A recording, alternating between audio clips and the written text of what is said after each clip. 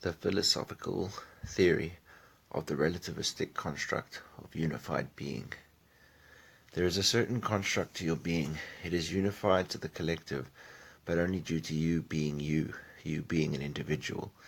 People sit on sides of this spectrum and debate as to which is the best. The best is relative and lies in neither. It lies in balance between them. This balance, like someone physically balancing, leans from one side into the other. The main point is to realize or be conscious of which side you're in and why, and also realize the necessity of both sides. Each side brings the other into existence. This is the same for all dualities and absolutes. It is the foundation of an existence.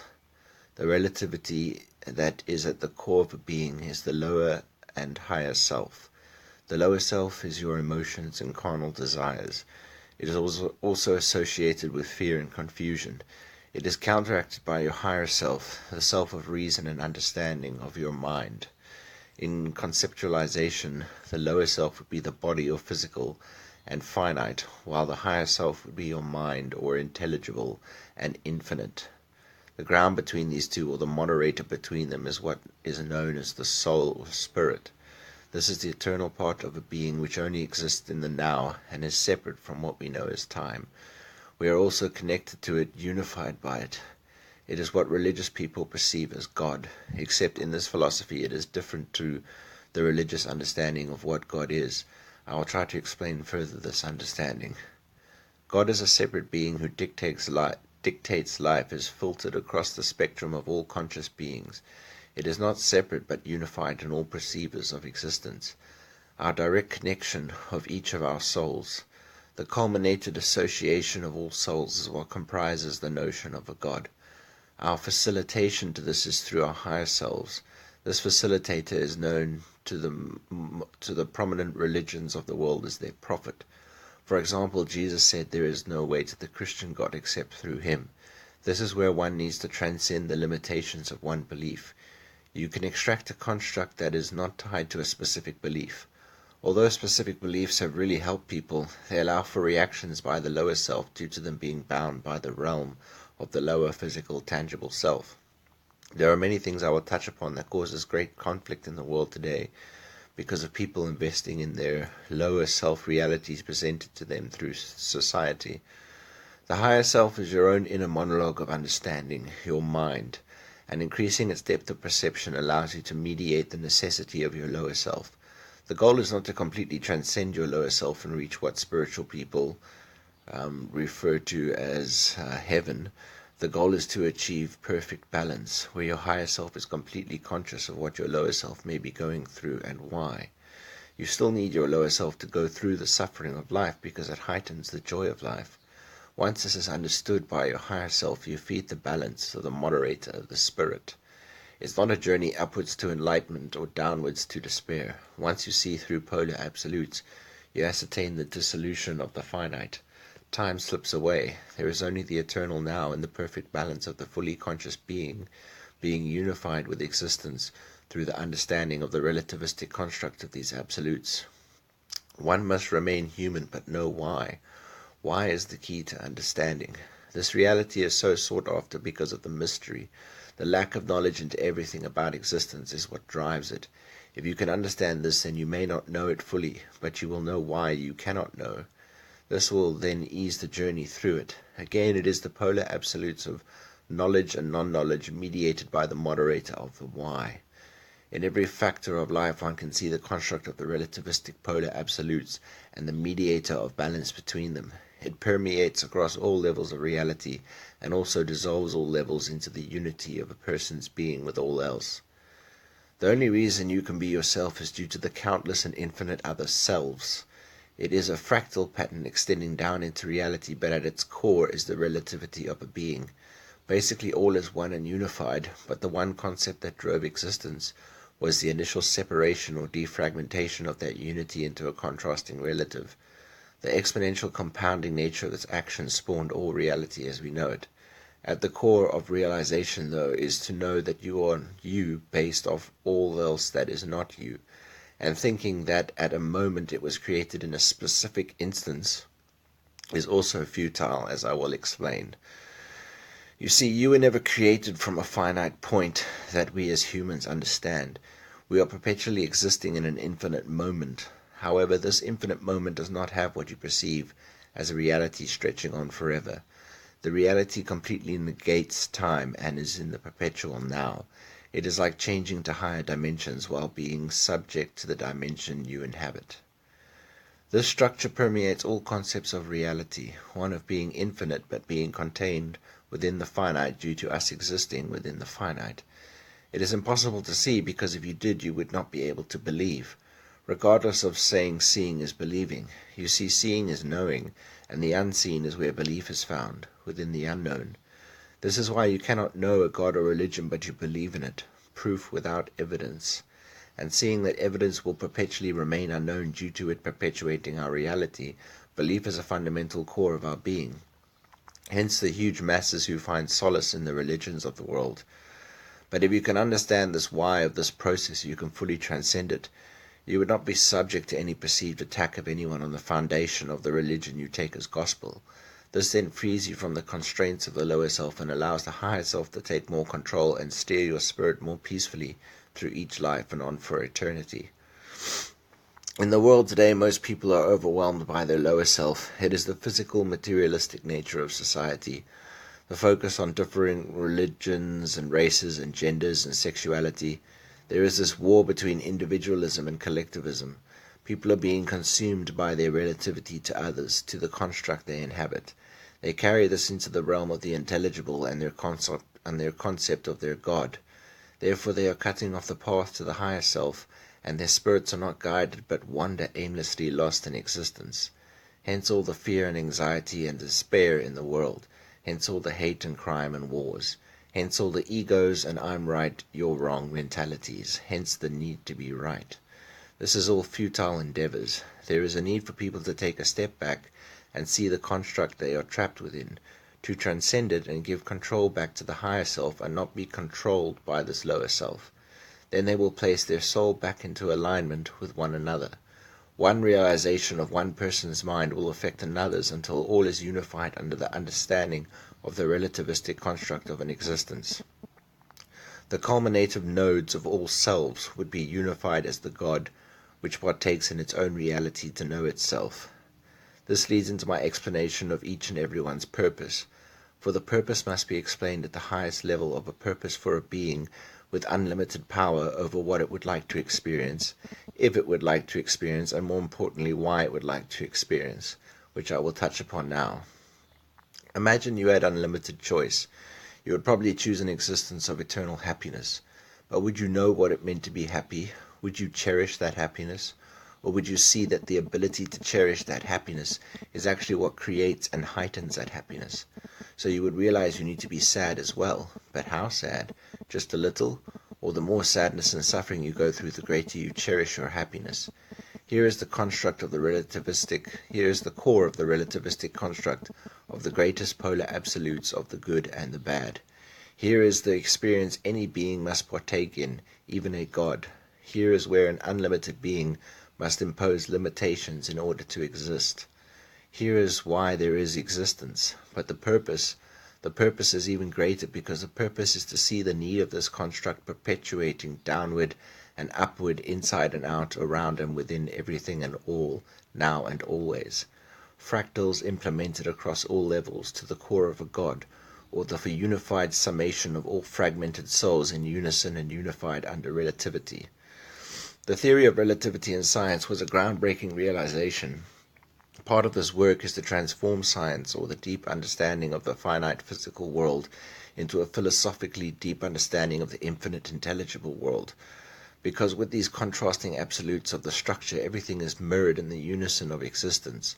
This unison transcends deep within the microverse and macroverse, implemented as a fractal as said before. That is why there is understanding that can be drawn from quantum mechanical understandings of the universe only existing due to the conscious perceiver of it. What is anything without something, or rather someone, to make sense of it? And how can that sense be made without a contrasting entity able to communicate their experience to one another? There again the design can be seen in its purest form and transcended into a life where true freedom exists. You see, one would argue that there is no free will based on the fact that everything that is not you has shaped you without your realization of it. Except seeing and understanding this process can give you freedom from it.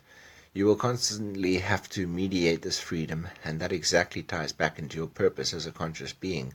The purpose to free your mind so your spirit can exist in the now that it inhabits forever, and embeds itself in the collective spirit of everyone else and affects everyone else to this realization. When all spirits are unified again as one, the wonders of what an existence can be and will be known, or at least the why of it. In this we can all continue into great advancement in the finite as just being in the now as the infinite. An argument against being the sole responsible person for your existence may come from the religious person's fear of judgment by a creator and the inevitable eternal punishment thereafter. This is what people would argue steers people away from true acts of evil. They would argue that without a dictating creator, people would be free to carry out any act of evil without the fear of the repercussions. My argument is that with the understanding of the lower and higher being, a person becomes their own judge after each life when they amalgamate back into the source or collective. Their consciousness becomes that of their soul, which bridges the relative divide of the lower and higher self completely. Therefore they would understand all of which they gave into with the lower parts of themselves, and would be left with a great disappointment in their being, with the choices that they made in life. This disappointment would be far more of a transcendent negative punishment than the infinite physical torture which drives everyone's fear with the lower self-logic of thinking. This disappointment is not eternal, though, as the soul would continue through existences until it has reached the same level of bridged understanding between itself of that which it is of its nature when it is endowed with that understanding in the transition known or ether between lives. This is where any experience inevitably ends up, although there is no end once you arrive there. The use of a narrative found in religions of the world is useful because majority of mankind cannot grasp with advanced understandings of the relativistic philosophical construct of an existence. This is why they have gathered great and loyal followings throughout the world. But the key simplification of this theory that is also found in All Truth Revealed, and is at the core of the theory of relativity, is the do unto others as you would have them do unto you. It is the golden rule and harmonizes with this theory entirely. You see, once you understand that we are creating reality for one another, you realize that everyone you have ever encountered, be it in person or any form of media, including history, they have all shaped you into who you are. Whether you have chosen to embrace who they are or not, they have guided you into the being that you are. And the beauty of this is that the effect is mutual for everyone who has encountered you or the legacy you leave behind. The utmost pinnacle of this relativity lies in the closest and deepest relations of what is known as love. Love is when you are fully connected to another based off you seeing the best of yourself through them. It is how you can learn the most about who you are through a one-on-one intense relationship. That is why our families are so loved, because in the early stages of our being, they teach us the core about ourselves, creating a deep connection. It matters not whether you are adopted or not. This connection transcends the lower self, naturally. So this is why we crave partners in our life, because the closer and more specified the connection, the deeper we can teach each other about what an existence is. This is a core polar absolute of contrasting existence, and is also why we choose to have children, because it teaches us more and more about our souls. The notion of this relativity between beings can be seen as an objective truth, in that it is true for any being, regardless of their subjective experience. Relativity is the mediator between the subjective personal experience and the contrasting objective reality that holds true for any existence. So the polar absolute duality of the subject and the object brings each other into existence through the relativity of subjective experiences of all conscious and intelligible beings. Your unique personal perception of reality only exists due to the contrasting unique perceptions of everyone else, and that construct is an objective truth that holds true for any being in the experiential reality we currently inhabit. Existence is founded upon paradoxes, in that you cannot fully know its construct while being an inhabitant of it. Take meditation, for example. The goal is to achieve complete harmony of your soul with all others. It is achieved by bridging the gap between the lower and higher self. In the essence, the higher self or your mind has to quiet itself in order to communicate with your lower self. The paradox is you can never know when this is achieved, because as soon as that thought is created, the bridge is lost. You see, when pure meditation is achieved, you reside in the plane of souls and the ether, which is the background construct of all reality, or the realm of the collective God. The only sense we can generate from these experiences is highlighted and summarized through a paradoxical reasoning due to the reality we inhabit and are subject to. We are, however, if we choose and are able, to step back and see the design. But as I said, due to the construct, we can never fully know it on a level where all our fear drops away completely, because fear and evil and the negative is as important as the contrasting love and positive. You can only wish to see this relativistic duality in existence, because with it you can use it to mitigate yourself through reality. And as said before, this mitigation is the highest purpose for absolutely anything. So now you may be wondering where the concept of the multiverse fits into this relativistic theory, which seems to deal only with polar contrasting absolutes or yin and yangs. You see, as I said before, the initial duality that all existence is founded upon created the exponential defragmentation of the infinite and eternal nature of existence. At the core is relativity created by the perceived separation of beings relative to one another. But this relativity extends to not only the construct of the lower and higher self, but also to yourself relative to infinite versions of yourself created in each instance through your choices in this reality. That is why tapping into your soul provides an infinite well of wisdom shared by everyone and everything. You see, infinity's natural conclusion is a unity of a person's all possible selves with each and every other person's all possible selves. This collective totalitarian self is known as God. And this God or unity is the being partaking in its own existence to know itself. It does already know itself, because in its realm the journey is the destination and the infinite and finite are one.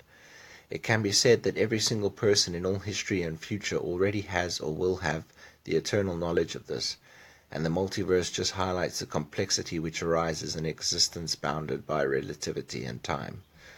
A classic mathematical example of this dualistic relativity can also be thought of as the ratio we know as pi.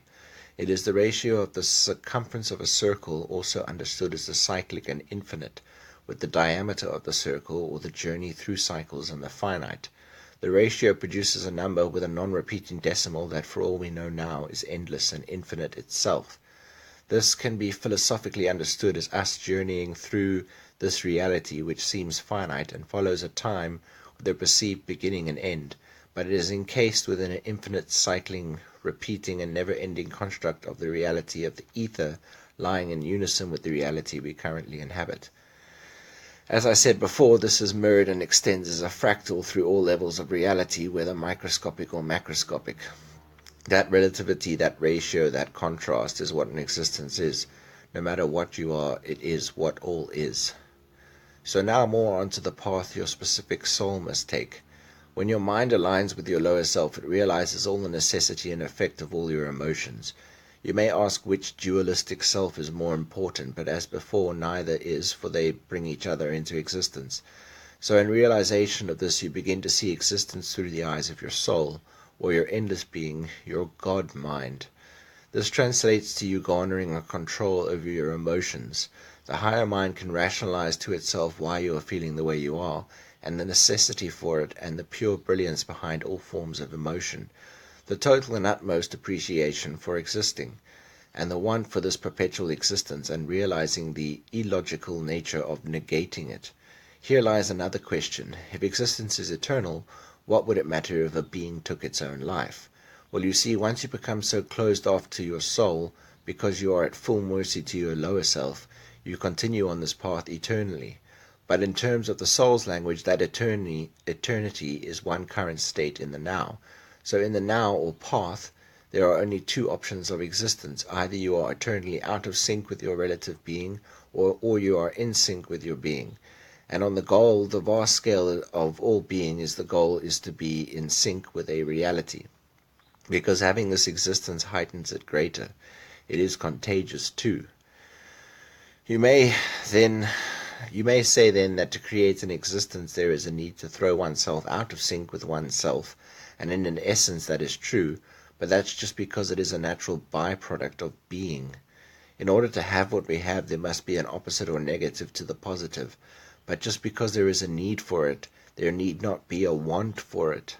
What we want is happiness, and there are many roads to what is interpreted in the instance that is. But the purest form of happiness is the unity of a soul found between the relative contrasting absolutes. Nestled in this arena, you can see the joy and humor in any aspect of life, and you can respect the necessary evils of the world and negate yourself from them. You can achieve the mind of God or Buddha or Allah, and realize that that mind or being transcends any of those mortal labels. Because what do you want from life? What can life give you? It gives you the chance to exist. It gives you the chance to formulate a reason to be alive. It gives you possibility. It gives you choice. How much of that choice that is in your control is up to you. It's all about taking that control. In a world where you realize just how much is out of your control, you can garner a control of it. Yes, you may be influenced subconsciously on levels you may never fully be aware about, but creating an awareness of that puts you in control. The only control you can achieve is the realization that you are not in control. To become fully aware of who you are is the whole point of existing. The core of any existence is the experience itself, and to create that experience you need the construct of subliminal existence. The point is to become fully aware of this construct and to embrace it. It's easy to embrace the good things in life, but a deep wisdom can be found in embracing the bad things in life, in seeing the importance of perceived suffering. People cannot always justify the reason as to why any being would choose suffering, but the importance of it is insurmountable. Once you realize this, you can develop a deep appreciation for the construct. It will guide and help you through the darkest of times. It will make the perpetual journey that more profound and heighten the joy of existing. You can be happy about being sad, as illogical as that sounds. You can appreciate every single moment you reflect upon and emanate your wisdom to others. At the core of every single person is a beauty so profound it defies anything you can communicate. And the moment you see that is the moment you exist in a heaven of your making. It's the moment you transcend the existence you put in place in order to achieve it. Because that's the whole point of life, discovering who you are through discovering who the people around you are, and who the people you never met were. It's a multifaceted, singular consciousness enveloping outward at an exponential rate, all with the goal of experiencing itself. And it's the people, especially the ones close to you, who make this experience worthwhile on levels no mortal can understand. Yes, sure, there are dark times, but the sheer heights of beauty completely surpass any chasm of evil, and the brilliance is exactly why there is an existence instead of nothingness. If you're looking for a reason why there is something instead of nothing, the only logical conclusion is that something far outweighs the nothingness and has done so eternally. Translating this, though, into an existence you can be proud of is where the purpose of life shines through. You see, when you are allowed to reflect on your accomplishments in life, the greatest accomplishment is how far you took your understanding of what a life is. Not just how fully you understood life, but how many souls you translated that understanding to, because we are all one, and self-upliftment is found by uplifting others. It's also the only way to achieve either, due to the mutualistic nature of existence, due again to the fact of the unified construct. The more you explain life to others, and the easier you can, means the more you can understand it yourself and navigate through it with gratitude and appreciation. Not the usual appreciation of something or someone giving you the opportunity to exist, for existence is perpetual, but the appreciation for existence itself. You see, there will always be something instead of nothing, so you are not appreciating that fact. What you are appreciating is the fact that you can garner an understanding that makes this eternal journey deeply miraculous in the eyes of the being traversing through it. You see, there is no choice to something instead of nothing, but there is a choice to the individual of realizing this, and your conscious understanding is what perpetuates your reality. So literally you make yourself something instead of nothing, and the universe follows suit. That is then given to all others who all are, were, or will be facets of you. So the battle within you is one between these dualities.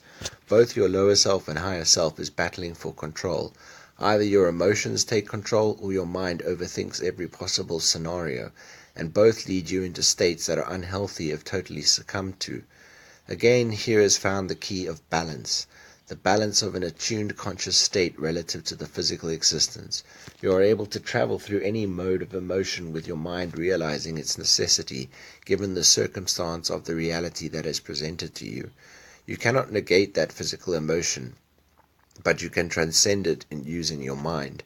Existing in this state is the state of the soul. A vast amount of wisdom exists here, and it allows you to see the bigger picture of an existence, and it allows you to cherish both dualities of the relativistic construct.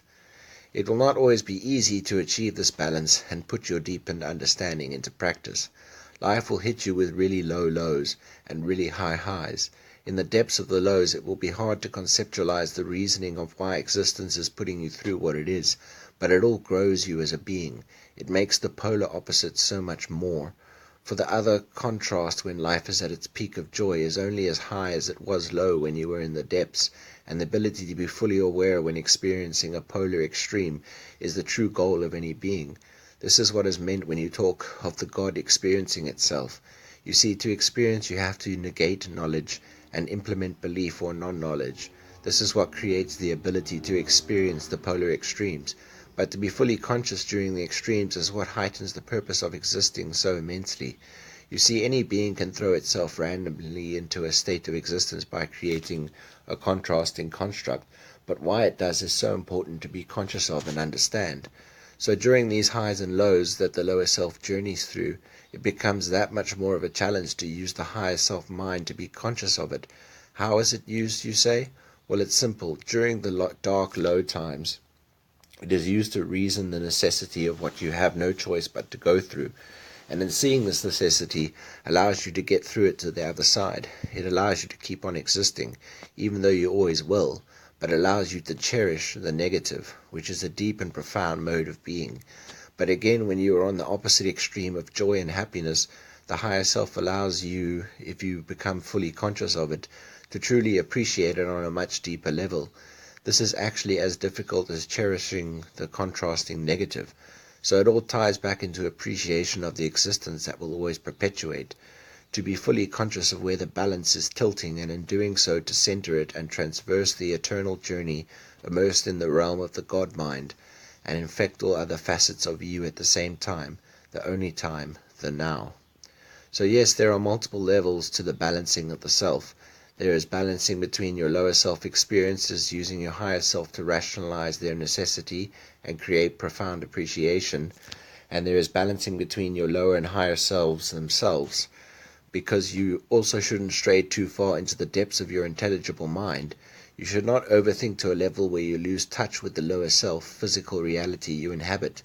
Each selves need each other, and just because the higher self facilitates the balancing of the lower self does not in any way make it superior. In the plane of the soul and the God mind, there is no superior or inferior.